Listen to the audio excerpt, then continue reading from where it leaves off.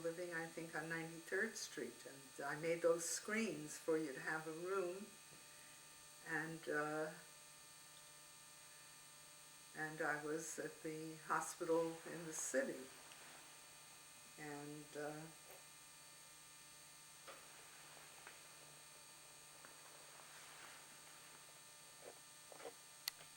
and then I exchanged that apartment for the one on Washington Heights. But that's before you went to Europe. That's right. And so when we came back, that's the place we came back to, I think. And there had been students living there, and my father would go and check up whether they were taking care of everything, and they were doing fine. So I remember that. You have to speak up just a little, Mom. Oh, I didn't know you were taking Just it. started.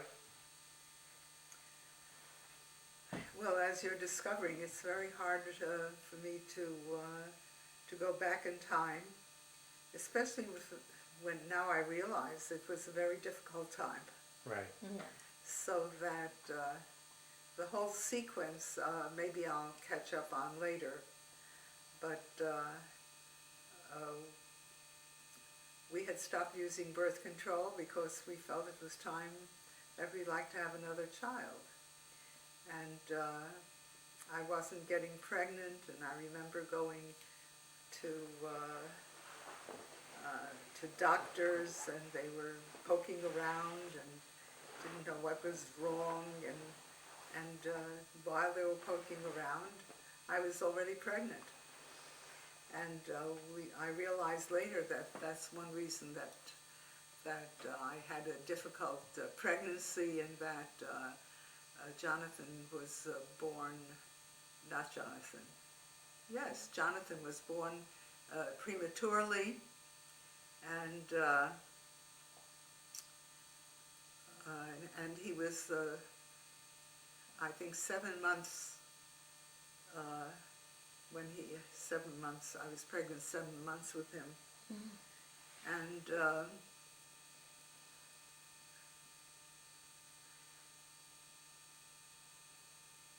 And when I delivered, he was the most beautiful child that you can imagine. He was a miniature Jack. He looked just like Jack. And they put him into one of those, what do you call them? Incubator. With oxygen. That's right. And I was told that his being in an incubator with the technology of that time, that he probably would be born blind. Well, he wasn't born blind, he would become blind. No, he would be born blind. They didn't know. From the incubator, well, from the oxygen. From the oxygen that they were getting. And so I immediately started thinking the irony that we should be having a child who was blind, because with Jonathan, I'm getting all mixed up. Well, I know both Jack and I were visual people, and I was an artist, so I immediately started planning that if he could hear, he would hear music, and he would hear my voice, and so there was poetry and music, and I'm still a little insane about the arts. I think are an important part of life. And this was a very hard time because we were really in the hospital most of the time. And the Ballards, yes, it was Washington Heights, because they were not living far from us, and they had become friends of ours, very close friends. And he died. And Tamara, who was a doctor very highly thought of, and he, I forget what kind, was he a psychiatrist? Remember, he was a psychiatrist? Yes, he Tamara was a dermatologist. well, she was a dermatologist, but she knew a great deal about medicine, and was really an extraordinary woman and extraordinary doctor. And I was too traumatized to think what to do next, and she said that we shouldn't have any funeral or anything, and that and the child was taken by the hospital. What happened, I have still, to this day, I have no idea. And fortunately, there was David, David, and you had known all about the pregnancy, you were looking forward to it and so forth. And by this time, my father had died, because you said to me, well, now Grandpa will have somebody up in heaven. Do you remember saying that? No, I don't. But you Sweet did. thing to say. Well, he was very much involved, and during the pregnancy when I was sick and I was sending him to the corner store and all that, when he'd see that I wasn't well, he would say, Mommy, can I get you a pillow? He was really, you were caring and a caretaker, and of course, very attached. So that Jack, by this time, had gotten a job at Hawthorne, and he was commuting to Hawthorne, and he was asked whether he would like to move up to Hawthorne with David and with me. And I said, are you crazy? Move up there with all these emotionally disturbed children, And it was summertime and exceedingly hot. Terrible, terrible summer. So that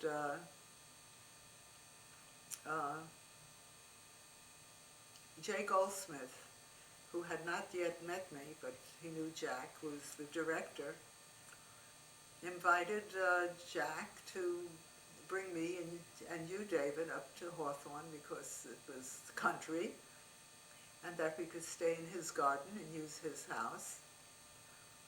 And I thought it was fine to go up, for a visit like that, and we did. And while sitting in the garden in Jay's house, I saw all of the kids at Hawthorne, all the different groups being led by the cottage parent or caseworker. I didn't know who was leading them, but there were children of every age, and they were better behaved than any of the kids that I saw on the block in Washington Heights. They were orderly, they were paying attention, and also when they were being brought to the cafeteria, or wherever they were going, they were being led. And I also saw later in the day that some of them were working in Hawthorne, and they would have people who were living there in one role or another, who were working with them, doing the lawns. They were organized and busy. And so when our visit was over, I said, Jack, I'm crazy.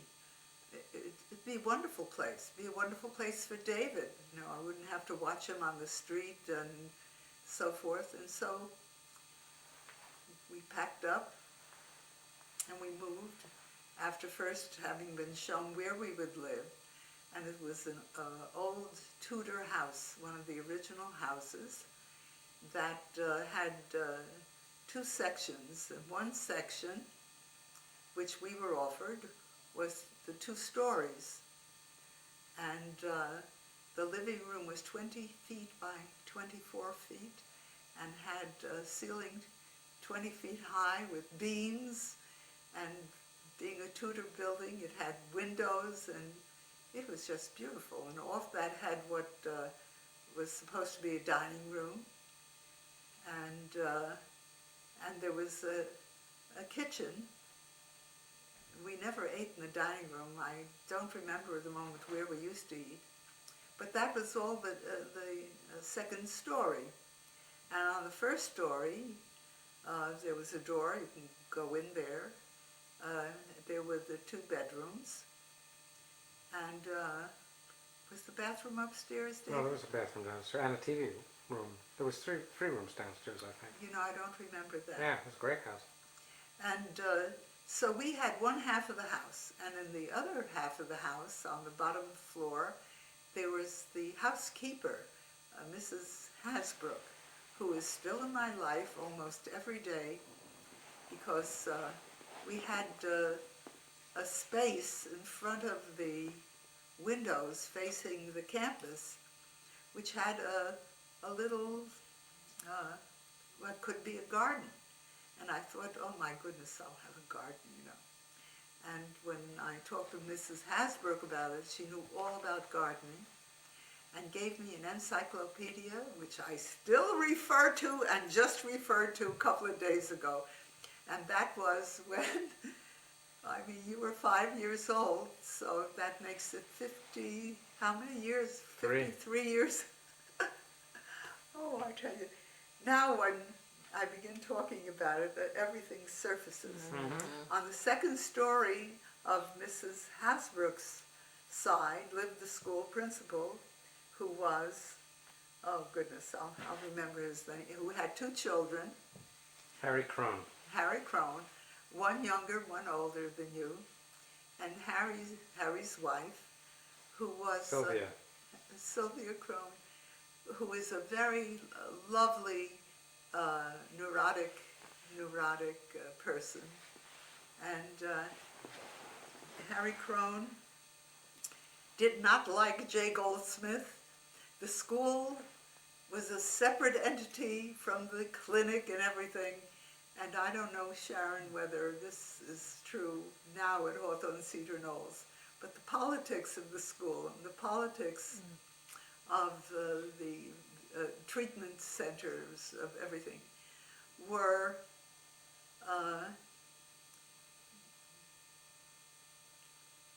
like in any business, there was politics and all kinds of emotional feelings, especially from those people who had been there forever and more recent newcomers with new ideas, and very interesting in looking back at it.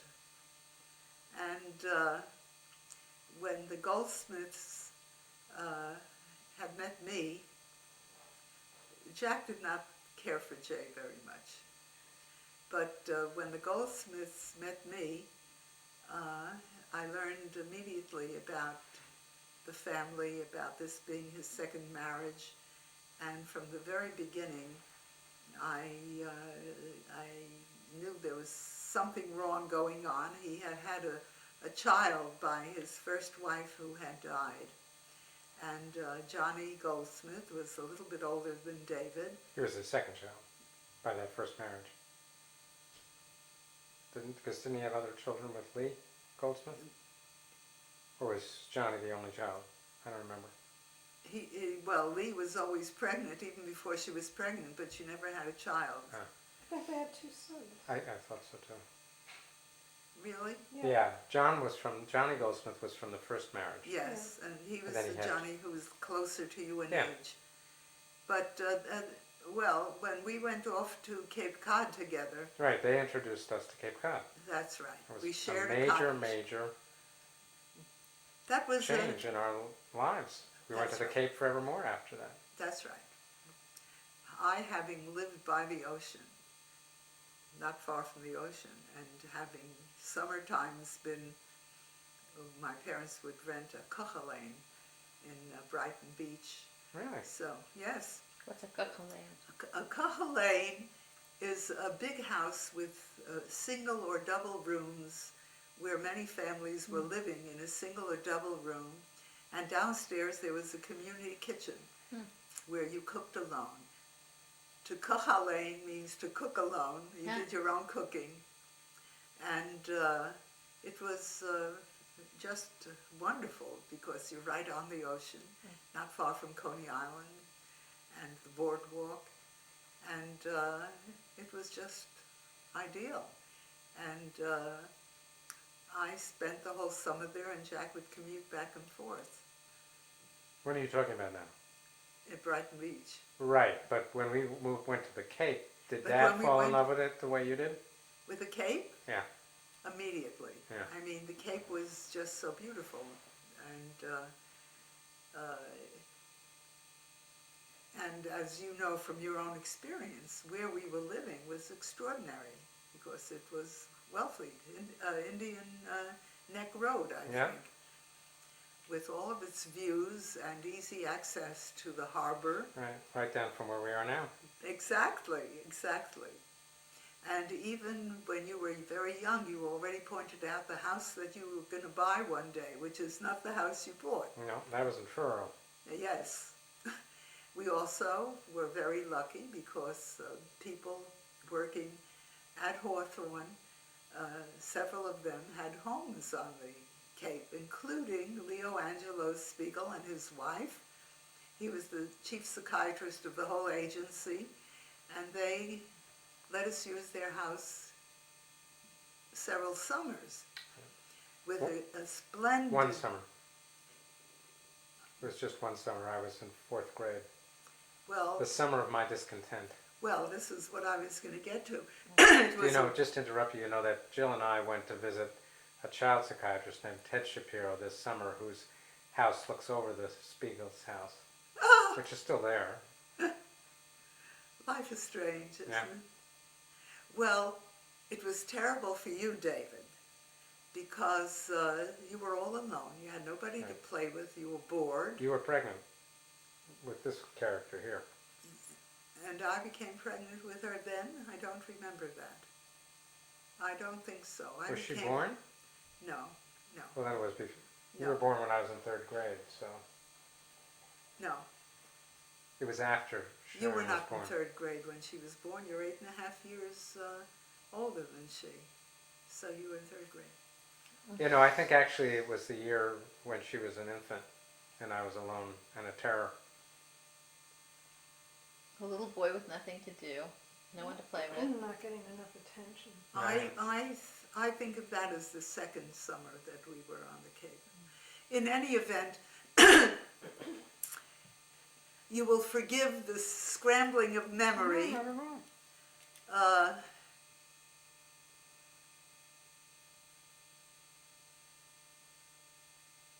For you, Mom, what were the memorable moments of Hawthorne? Because we were there like three plus All right, years. yes, so we backtrack. When I came to live in Hawthorne, I had already been teaching in the city. I had not been teaching. I had an adult class at our apartment in Washington Heights. Jack made the dining room into his big studio for me. And I had several groups. And I had already earlier taught in Hunts Point, because in the Bronx, there was the first group of children that I actually had a job doing, and it was because one of Jack's fellow alumni was in charge of the recreation program. And I was known to all of Jack's alumni as being an artist, because I was actively engaged in exhibiting and everything. And excuse me, he suggested that I start a group for children. So At Hawthorne, you mean? no, Oh, this was in New before. York City. So I had 8 and 9-year-olds, and I had always believed that everybody could had creative potential, because when I was even a kid and would be drawing my friends, they would say, gee, I wish I could do that. And I would tell them, it's easy, I'll show you how. So it's a question of personality that you like to share. You don't want to keep secrets that have been important to you. and I'm putting you both to sleep, so I'm going to put the camera to sleep. No. Tell us if David asked So- you a good question, and because I think sometimes not just that it's, Yes, so let's, what was the question you what asked were me? some of the moments that you remember as really powerful in some way for you Yes. from the Hawthorne years? Well, in living there, I felt that this would be a perfect place for me to experiment with my theory that every child had a creative potential. By this time I knew the children. And also, the first thing that we did when we unpacked is that the hallway, which was just a hallway, had room for a table. And we put a table there, and I put a vase there, and flowers in the vase, and a picture on the wall. And both the Crones and Mrs. Hasbrook said, they're going to be stolen. They're going to be hurt, you know. And I said, well, let's wait and see. Because I would sometimes take the children into the house. I had paintings on the wall to show them things. And that also was very peculiar to the people living there, that I would take them into the house where they could see things worth taking or hurting or whatever. And so that I proposed to Jay. I wrote out a whole agenda proposing an art program, because the only art that was being done there was a woman who was the wife of one of the administrators who had an art club once a week. So I had a whole program outlined, and I also showed it to Harry, and the principal, because it would have to be part of the school, and they would have to make a place for it. So the place became in the Tudor house opposite us, where the girls lived, because that was a girls' cottage, and there were 2 rooms underneath, and one of them was going to become my classroom. And by this time, I had enough respect or regard that they gave me makeshift tables, and I brought in magazines and materials. And the program I outlined, it was suggested to, was it Hirshhorn? Who has the Hirshhorn? There's a Hirshhorn Gary. No, it's Newburger. Newburger, Roy Newburger. It was suggested to Roy Newburger, who has the, which museum is it in Well, White? the Newburger Museum was built as part of SUNY Purchase. That's right, that's right. Because he has a big American art collection. That's right.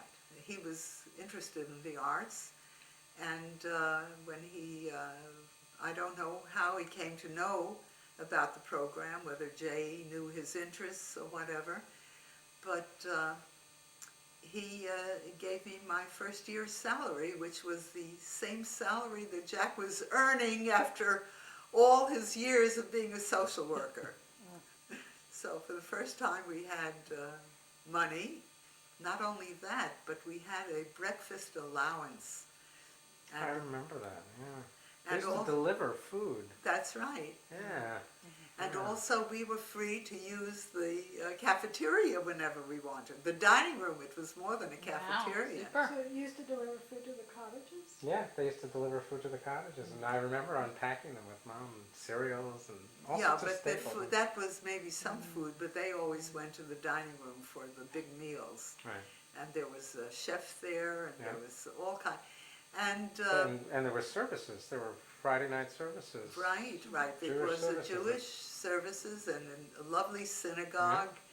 And Jack Bemperat was the That's rabbi right. there. Ra- His brother was a remember? famous child psychiatrist. right. Boy, you remember a lot. Well, it was very significant for him. David was the darling of the whole campus. He was everybody's little brother. He had a tricycle, and he would, with complete confidence and impunity, bicycle around in every disturbed, crazy, schizophrenic, even autistic children they all adopted David as their little brother, and the girls loved him, and he loved the girls, so they were right opposite. You always did love girls. Mm-hmm. And I found today, David, what I found today was a photograph of the girl playmate that you used to have in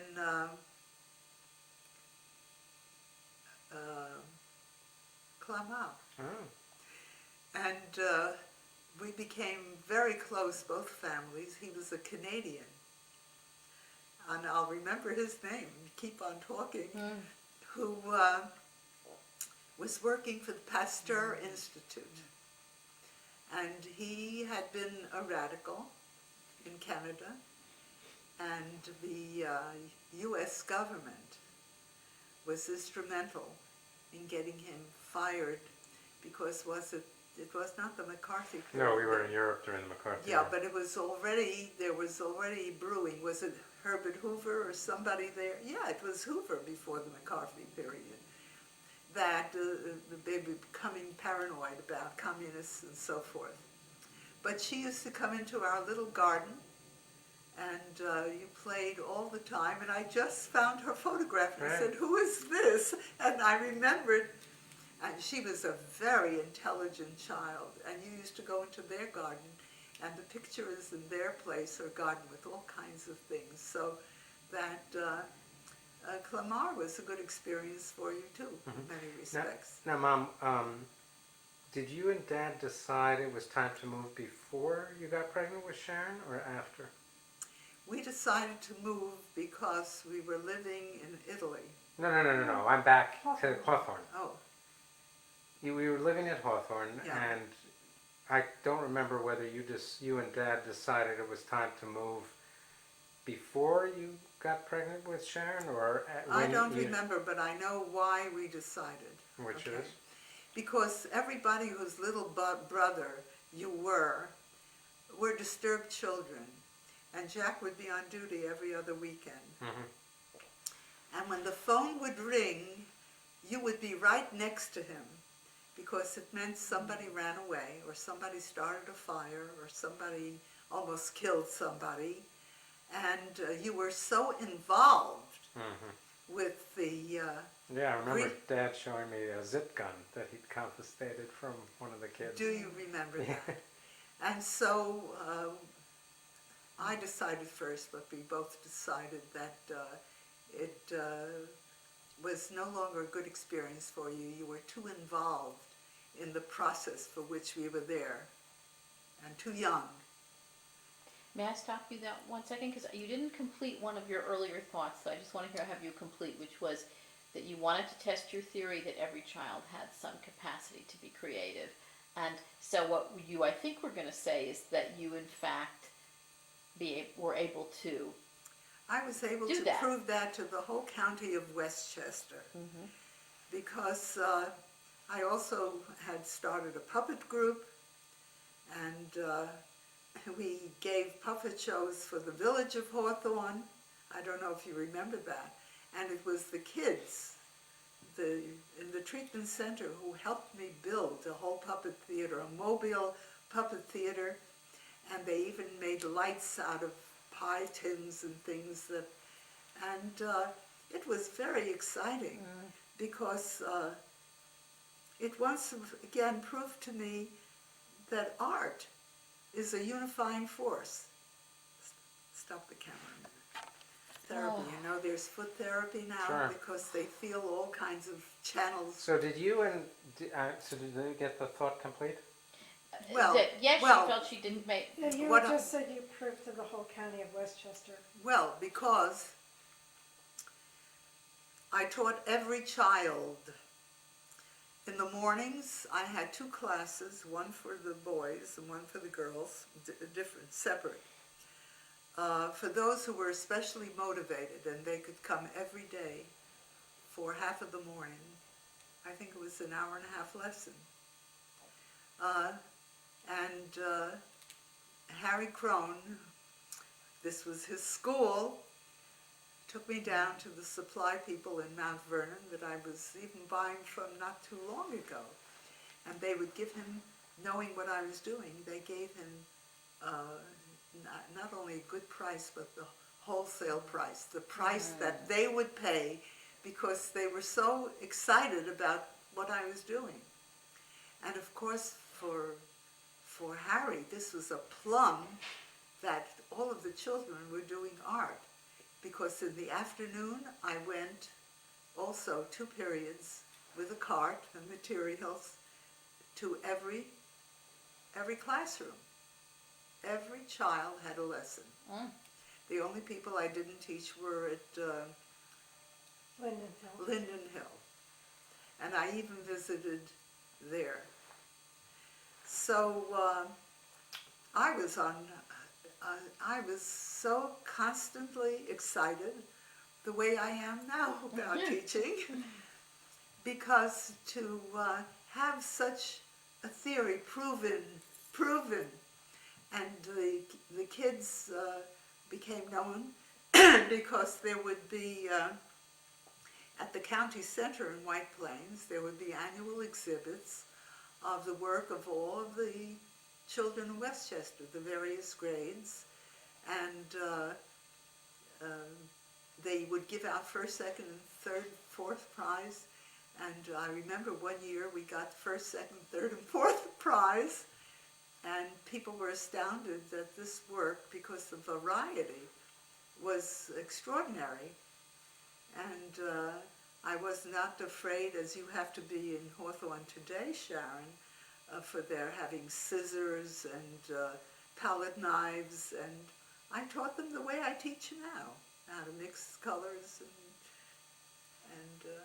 Yeah, I teach them the same things when I use popsicle sticks instead of palette knives. yes, yes.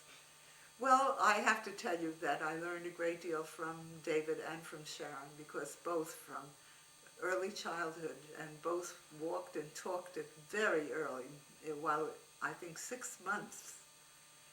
And so they would be near me when I was working, and one of the first things that Jack did for you, David, was to build you an easel that you had in France.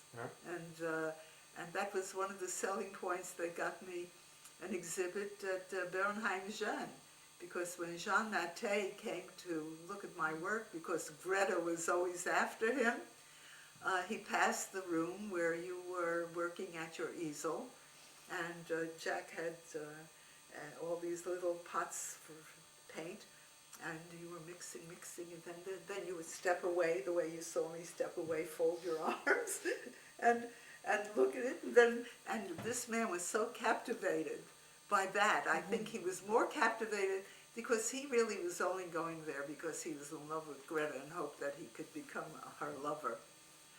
Life is so peculiar. You know, one of my, it's really strange, when during Hurricane Katrina, one of my main memories is when we had to leave Hawthorne because of the hurricane. Do you remember that?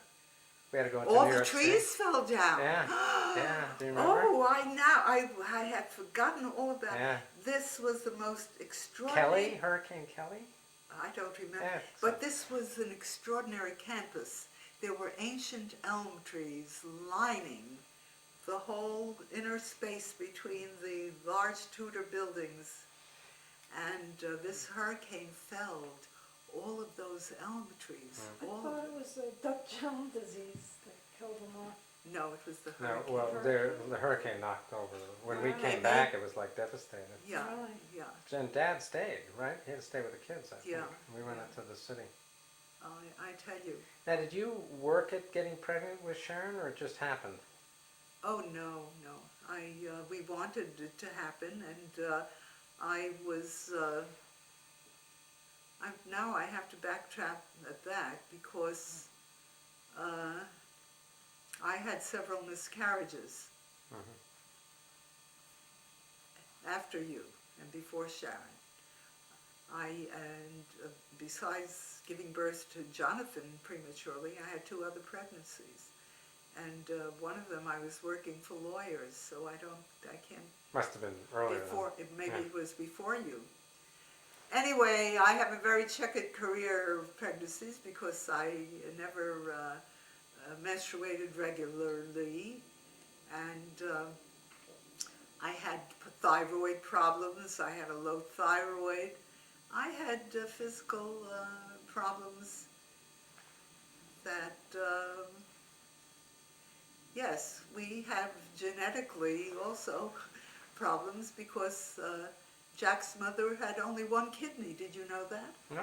Yes, she had only one kidney. Lived to 96 or 98?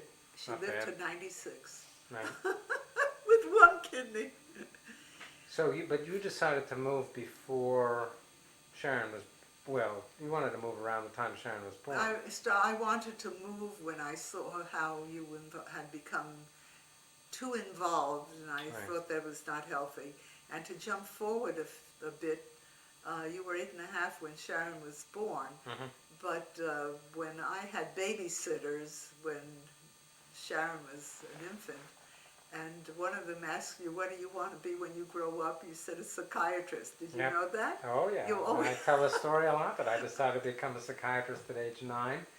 They asked me how and why, and I say, well, I explained I lived at the grounds of Hawthorne Senior Middle School, and I took a look at the hierarchy, and I saw that psychiatrists were higher than social workers. Oh, and that that's ended not it. why. Oh, was that's just part an of it. excuse. No, but what he means is he wanted Maybe to help. so. He never expressed that wish.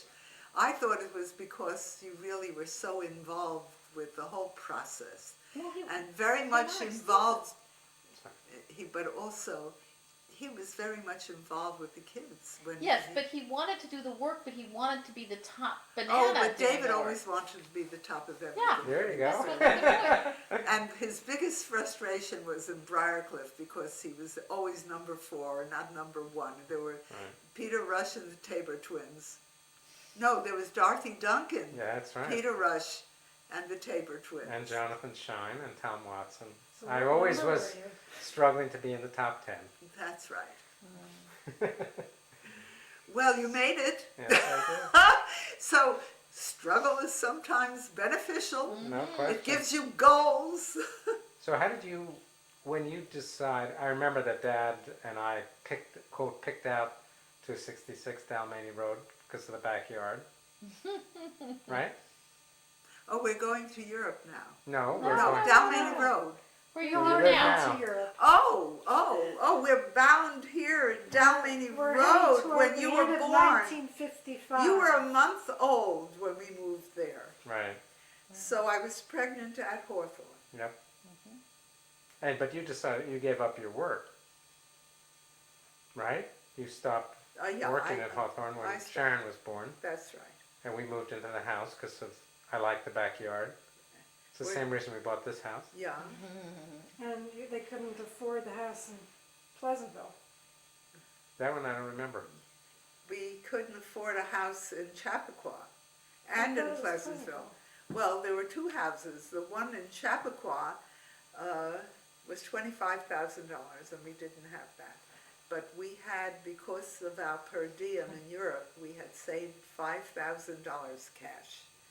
So that was more money than we had ever been able to save. And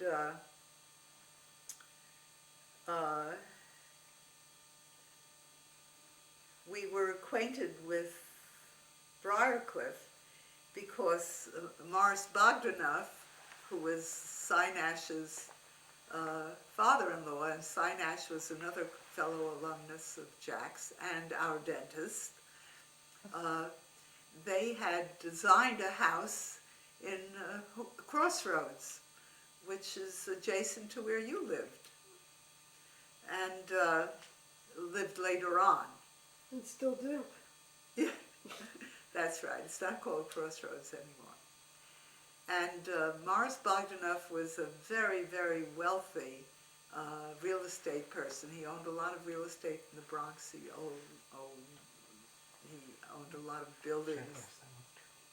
What, dear? I'll base it in a What? No, go ahead. I didn't mean to interrupt. Well, So the Hawthorne, the Briarcliff house was 22,000. How much? it was $21,500, I think. And we only got it for that because wherever we were looking, we couldn't afford. when I was working at Hawthorne, I became acquainted with that famous architect's. Oh, the Usonia? The Frank Lloyd Usonia. Wright's Usonia That's right. in Pleasantville. That's right. We had hoped to move either to Usonia because I thought it was a wonderful philosophy that he had, that the houses should not disturb the landscape, that they shouldn't be McMansions. They should be for people who were only starting out in life and didn't have a lot of money, GIs, and which Jack was. And so that we either wanted to live there, or a big, I think it was in Ossining, a very big apartment house where people from the United Nations were, I think it was like even sponsored by the United Nations. And for me, this was a natural kind of transition, that after David having been in Europe, and he actually spoke, he actually spoke and understood languages which you have cheerfully forgotten. Yeah. That he would be with an international community, and we didn't have the money for that either.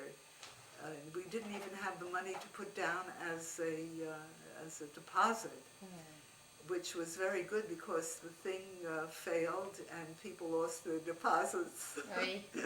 So, Mom, what were the early years like in Briarcliff for you? Because it was a fairly conservative community, right? I mean, there were about as many Jews as there were Democrats.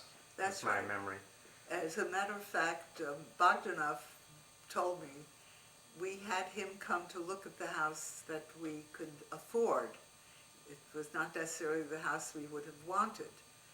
And when he said, well, how much money do you have to put down? And I said, I forget whether it was 5,000 or 3,000. He said, so what have you got to lose? A typical response of a very, very wealthy person. And he told me something that I still tell people, that he said, before I bought this property, which had been a golf course, to build these houses for GIs, there were, he said, to be a Jew and to be a dog in Briarcliff was equivalent, and they had conditions in the deeds that you were not to sell to a Jew. Jeez. And You this know. is where you wanted to live. Oh, jeez. That's However, hard. huh? That must have made it a hard choice in some ways to move Well, into a but I community. knew Cy, and I knew Doris, and through them met many people who were Jewish and not Jewish, who were very interesting, intellectual people. And we were early on introduced to the fact that one of them belonged to a discussion group where people from many different professions came once every 3 weeks, and the only requirement was that you be willing to lead a discussion or to talk about your own personal experience. Now, the woman who was the broker who got us this house, who showed us this house, was Jewish. Her name was Rappaport, and they lived on Pine Road in one of the big houses. And when she began to talk to me, she said, they will love you here in Briarcliff. They will eat you up. I remember her saying that. They will eat you up. Well, because of the discussion group, I was immediately known to very interesting people from every walk of life. And one of the first classes that I had there, the second, we moved there in January 1956 when she was a month old. And in 1956, I had my first pupils in what was the breezeway, which is now that room, where I had people from the discussion group. I had a lawyer, I had, this is so interesting, you know what you're bringing? I just got a letter from one of those from Brown, Dikey and Herb Brown. Just got a letter from their son because I don't know exactly the circumstances, but I learned that, well, when I was listening to public radio, the guy who was in charge of the Washington public radio station was Paul Brown, their son. He's not in charge of the radio station, he's like the head news announcer. Excuse me, the head news announcer. So I was listening to Paul Brown, and I got in touch with him, and he was just so amazed. And I got a letter from him saying, you know, he's been living with Millie's all his life because his parents had bought things behind him. And just now, this past week, I get a letter from him because I had put Dan Bobkoff in touch with him. And Dan has become a star on public radio in Connecticut. And this is a boy who, when he started out at 6 years old in my classes, along with his brother and sister, stuttered, was shy,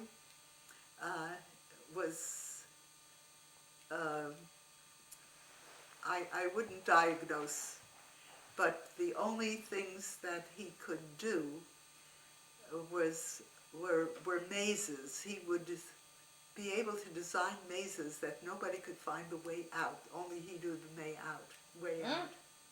So, Mom, I'm so, sorry. So just let me finish this. Sure. So he just got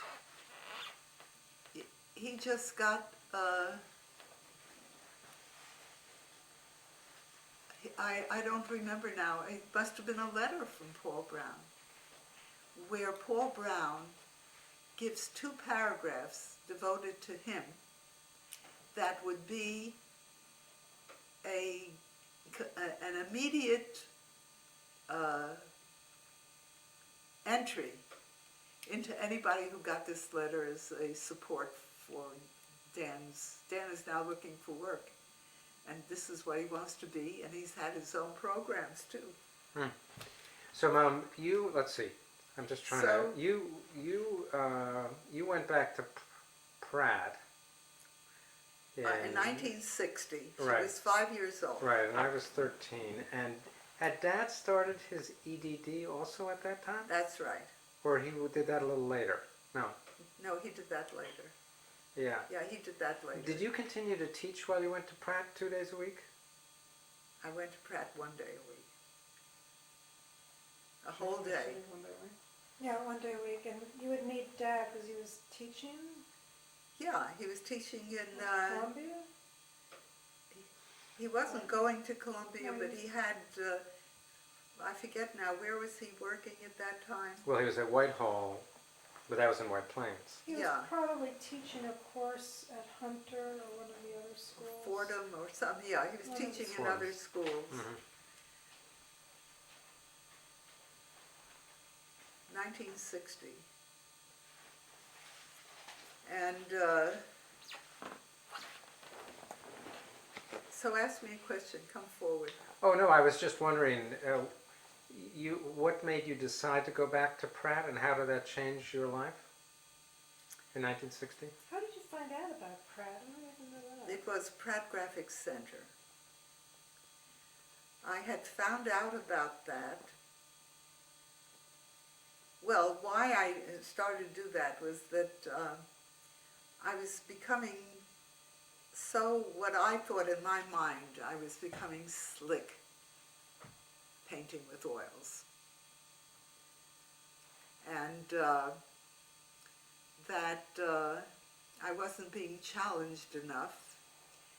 and that I needed something which would, I remember that I thought that I would go and learn how to do wood cutting, because as soon as you put a tool to it, that was it. You couldn't be slick about it. And so I don't know how I heard of the Pratt Graphics Center. I'll maybe remember later. And it was way downtown. And I used to have to start out early in the morning to get there, because especially when I became really acquainted with it, it would open at 10 o'clock, and I found that when I got there, when the others would get there, that the first thing that everybody would do was go out for a cup of coffee, and a lot of time wasted and chatting, and I wanted to get there before some of the people usurped certain tables as if it was their table. And so I started going in earlier and earlier. And that way, I would be allowed into Pratt very early, and so I could get a head of steam on and everything. But then I stopped going to Pratt for quite a while. Right, but you went for how long? At the beginning, Yeah. I don't know how many years, not that many. And who influenced you then? Did you work with Michael? Well, your first teacher was Sion Moy, wasn't it? Yes, my first teacher was Siang Moy, and I saw Michael in the middle of the room preparing the acids for etching, and doing other things, cooking them, and there were whole billows of smoke, Right. yellow smoke in the middle of the room, and no Ventilation. Yeah. no ventilators. I have told you before, this is a good time to tell you, the reason that I'm alive at 85 and then some is that I'm not only a mommy, I'm a mummy. I'm mummified by all the chemicals that I've inhaled since I was a child, because my father would use benzol and benzene in the house on furniture and so forth. So it wasn't that round at Pratt that you started having people come out once a month on Sundays, or it was? Well, both Yes. of you were old enough to remember the people. Who was the guy from Bolivia who... Alfredo de Silva. Alfredo de Silva. I So- remember, I think I was about 5 when people started coming out. I think you started inviting people. So that would have been 1960. Yeah, you started inviting them like in the summertime. Right. Because, there's certain people in my life that I can remember meeting, and I remember meeting Michael Ponce de Yeah. Leon. Who was the Indian? Mohan. Mohan Samant, Yeah, yes, right. Exactly. with his musical And you instruments. studied with Anze Uchima also, didn't you? Or was Yeah, it- yeah, I studied with Anse earlier on. Yeah, I didn't remember that you'd gone and stopped and then went back again. I did. I went back in the 80s when I became artist in residence. Ah, that's right. Now I remember. And so I didn't have to pay any tuition, and they were paying me besides for the classes that I taught. But And so you went for a couple of years in the 60s, that's right. and did you then get a printing press, or was that later? I think I got a printing press from Siang Moy.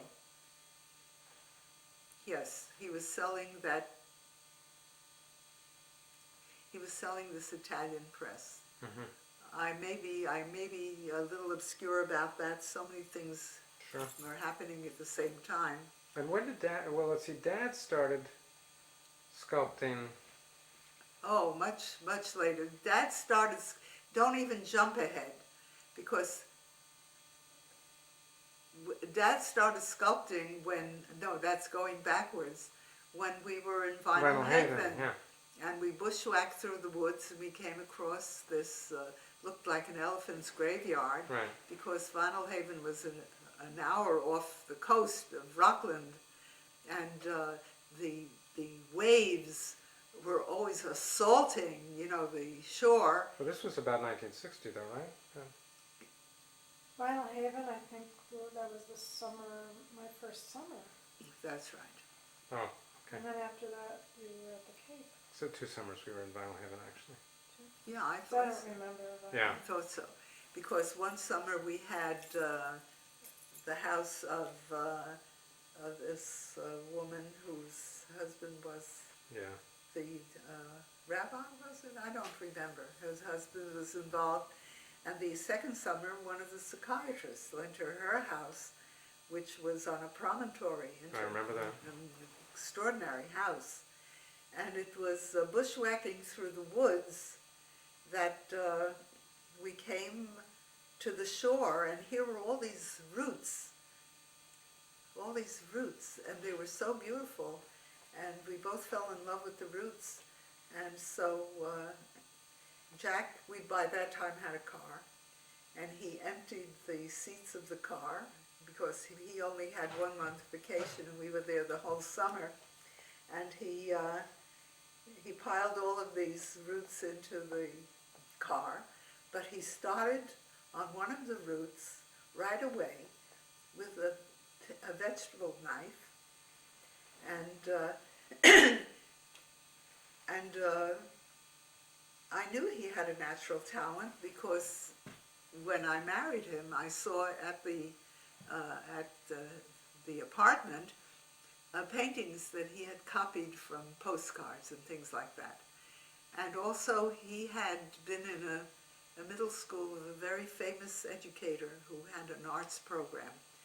And he loved art. When I met Jack, one of the things that brought us together was his love of art. We went to the World's Fair. It's blinking. So Yeah, it's telling me we have 5 more minutes on this tape. I see, okay. So that, back up what we were talking about, I wonder, what is this Non-linear storytelling. non-linear storytelling, which goes back to my Latvian birth. You'll have to just non-linear. Yes, it's I very am so. non-linear. It's okay, life is non-linear. Whether okay or not, I can't help it. I talk too much. So you were Vinyl Haven, whittling a piece of driftwood. Yes. He was saying, when did Dad start sculpting? And I saw immediately he loved doing it. And then I heard, Millie! It was the first of many Millies, because he got so involved in the process that he knew he had cut away where there should have been a this or that. And then I would tell him why. But when he came home, he did his first sculptures that I still have in the house. Right. And then he did the adolescent, which we have here, from the apple tree. Yes, now that, you know, coming down the stairs, that could be a Christ on the cross. Did you realize that? Mm-hmm. The corner that you put it is absolutely a crucifix. That's so amazing to me that I'm going to come down often. It's coming down to see that. It was, but anyway, as Sharon was witness, whether it was wood or whether it became stone and alabaster, she would hear, Millie! You didn't hear it, and I would, yeah, Millie, and I would come. And so I would, as I do in my classes, I would tell him, I would talk to him about the anatomy or whatever it was, or the bird or whatever it was, and he would get so angry with me. He says, don't talk, don't tell me. He gives me the tools. He says, show me. And I said, Jack, I have never showed anybody I have taught anywhere by touching their work, and I still don't. And that became so quarrelsome after one really big quarrel that I said, I am not going to help you or criticize you. You have to learn how to draw. You have to go into a program. Yeah, You have to go into a program where you draw from the model and learn what it's all about. And I found the program for him at Westchester Community College. and he started going there, but he became more involved there with sculpture than with drawing. But I recently, so recently, Sharon, I don't know whether I can find it again soon. I found drawings that he did that he never showed me, of me when I was sleeping, that are superb drawings. So when he did learn how to draw, he wouldn't give me the satisfaction. But this is Jack. Jack never revealed the sources of his mastery of anything, including, as I think I told you before, that one of the family who had been killed in the Holocaust had a furniture factory. And when Jack was 11 in the summers, when he wasn't going to school, he was apprenticed there in the furniture factory. And that's how he came to know how to build the benches before we moved in, and the whole dining room. Never would say it. That's your father.